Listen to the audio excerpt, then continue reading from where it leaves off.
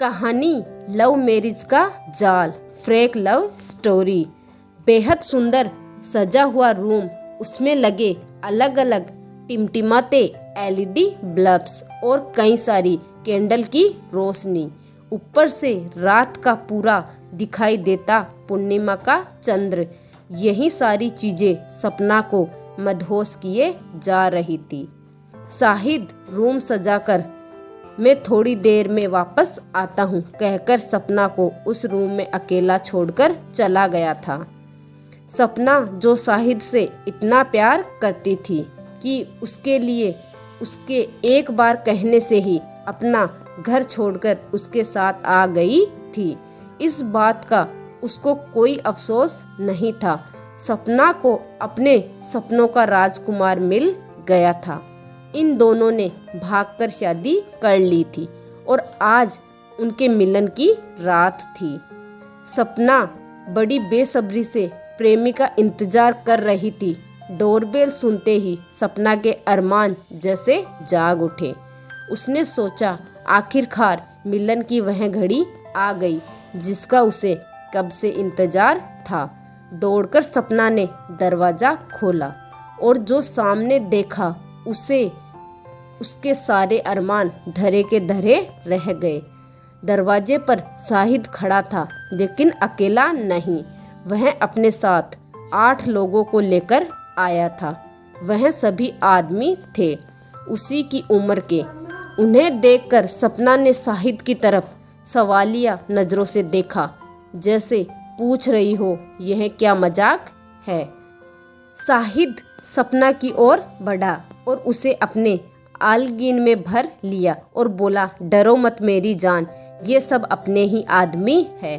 शाहिद सबको रूम के अंदर लेकर गया। सपना सबको पानी देने गई, तब सब उसको छेड़ने लगे, जिसका वह विरोध करने लगी और उसे यह देखकर बहुत आश्चर्य हुआ कि शाहिद कुछ नहीं बोल रहा था।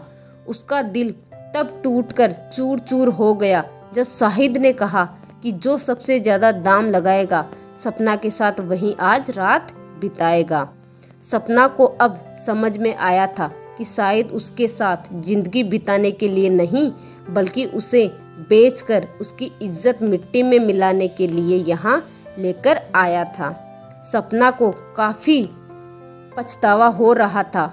उसे यह सोचकर और ज्यादा रोना आ रहा था कि काश उसने अपने बाबा की बात मान ली होती, जो पहले से इस प्यार के खिलाफ थे और उसे काफी समझाते आ रहे थे कि शाहिद अच्छा लड़का नहीं है। लेकिन सपना ने उनकी एक नहीं सुनी थी।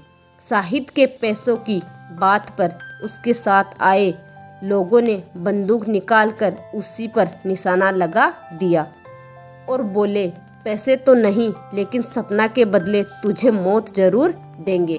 शाहिद ऊपर से नीचे तक कांप गया था और वहीं पर पत्थर की मूरत बियन खड़ा रहा।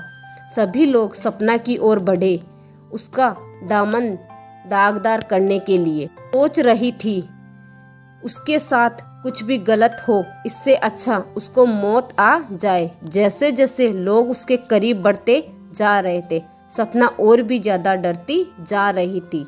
जब उन लोगों में से एक ने उसकी साड़ी को छुआ ही था कि दरवाजे पर पुलिस की एक टीम ने दस्तक दी, जिसके साथ सपना के पिता भी थे, जो सपना को तलाशते हुए उसके ठिकाने तक पहुंच गए थे।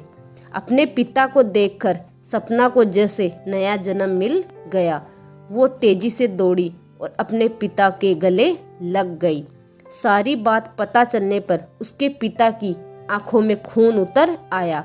अगर साथ में पुलिस ना होती तो शायद वह उन लोगों में से किसी की जान ही ले लेते, लेकिन पुलिस ने उन्हें रोक लिया, सभी को गिरफ्तार कर लिया, शाहिद को भी।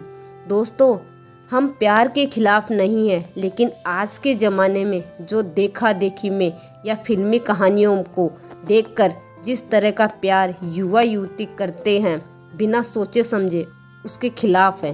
अपने माता पिता और परिवार को दुखी कर कोई भी प्यार कभी सफल ही नहीं सकता।